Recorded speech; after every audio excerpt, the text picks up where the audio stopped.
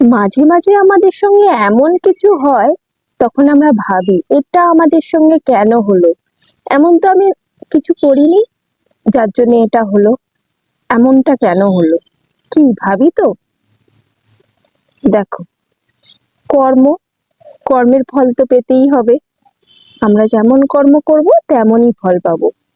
এবার তুমি ভাবছো, এমন তো কিছু কর্ম আমি করিনি, এই জন্মে নাই বা করলে আগের জন্মে হয়তো করেছিলে।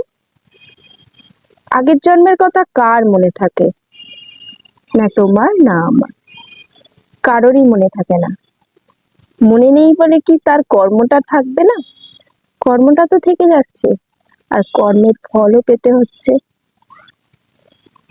তাই কর্ম করতে তো হবেই, সঠিকভাবে করতে হবে, যাতে এইটা আমাদের মনে হয় না এমনটা আমাদের সাথে কেন হলো।